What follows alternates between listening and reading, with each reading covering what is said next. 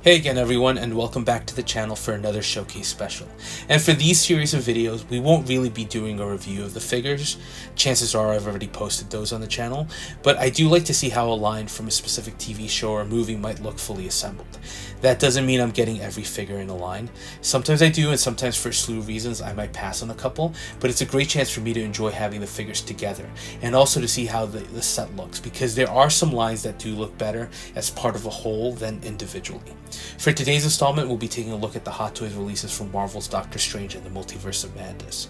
For this line, they released 3 figures: Doctor Strange, the Scarlet Witch, and Dead Strange. So only 3 pieces, but they were pretty impressive pieces, to be honest. In particular, when you see all of them posed together, you can't help but see how amazing Dead Strange looks with the enormous wingspan for the Cloak of the Damned, while the Wanda is really brought to life by that diorama.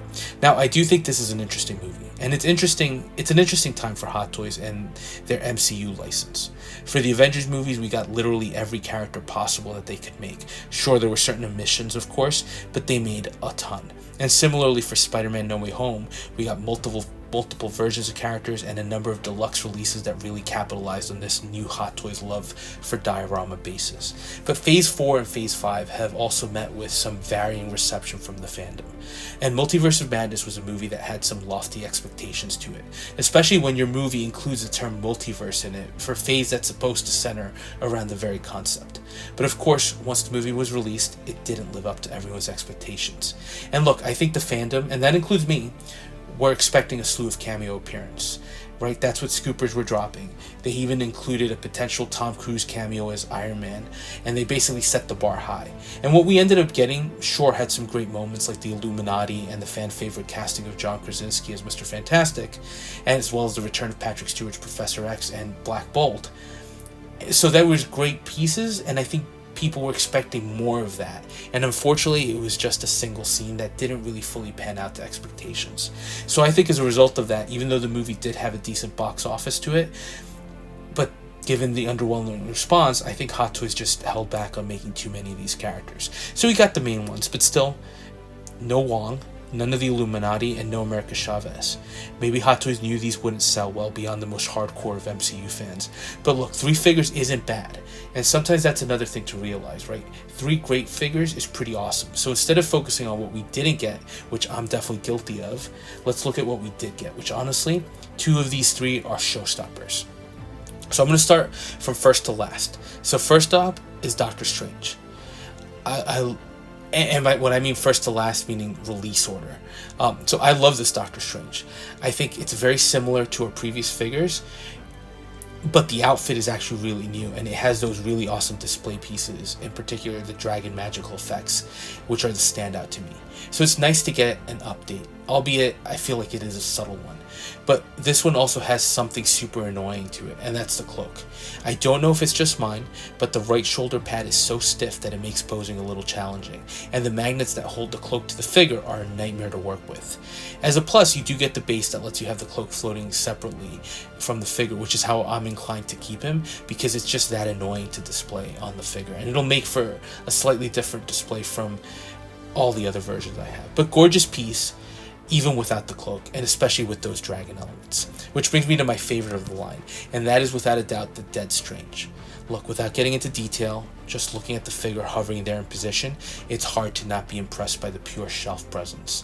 It is a darker figure, and some of the awesome detail work on the Cloak of the Damned is hidden away, which is a shame, but it's there.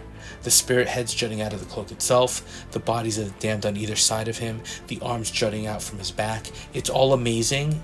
And then you get to the figure showcasing the decaying I think it's Defender Strange, with the hair undone, pieces of flesh missing from his torso, arms, and legs.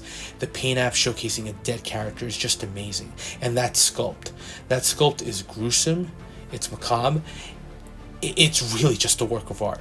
The only negative I have for this piece is the scale of it. It's amazing as it is. It's going to take up some display space though. And unfortunately, if you put him in the back where he wants to be, some of that cloak is going to be hidden away. So it's more of a display challenge, but gorgeous and unique piece. I'm not a big horror collector, so I kind of convinced myself to pick this up because of the MCU connection, and I'm glad I did because it is awesome. Which brings us to my most recent pickup, which is the latest incarnation of Scarlet Witch. Not the final one we're getting from Hot Toys, since we still have an Artisan DX dropping at some point in the next year or so, but the only one in this more anti-hero variation, with the darker makeup, the darker suit, and the hands with the blackened fingertips. Look, the figure's stunning, and it's easily the best portrait of Wanda we've gotten thus far, which is saying a lot when you consider how good the version from WandaVision was, but it captures a unique, intimidating look.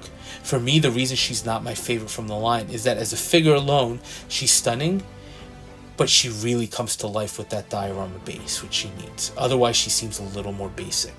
But add in the Dreamwalker effects, the candles, and I feel like the piece again is very unique. Although not as unique as the Dead Strange would look, even without the Cloak of the Damned. So look, two amazing figures, and one that even with its issues is still striking. And what's even more jarring a bit is how much shelf space these three figures occupy by themselves. Because fully loaded, all three, even that Doctor Strange with the dragon pieces, look insane. So I know a lot of people didn't like the movie, but this is another one of those lines that Hot Toys just produced some of the most amazing figures from, and it continues the trend of them providing great pieces from slightly unpopular movies. So overall, a great line, and one that if you're interested in set pieces will give you a few solid options. So that was a quick look at the full line of 6-scale figures by Hot Toys from Doctor Strange and the Multiverse of Madness. And look, while I love what we got, I wouldn't mind a Defender Strange or some of the Illuminati, but unfortunately I think that time has passed for those, even from third party. So let me know your thoughts, and as always, thanks for watching, and if you're enjoying the content, please consider dropping a like, comment, or subscribing, and we'll touch base on the next video.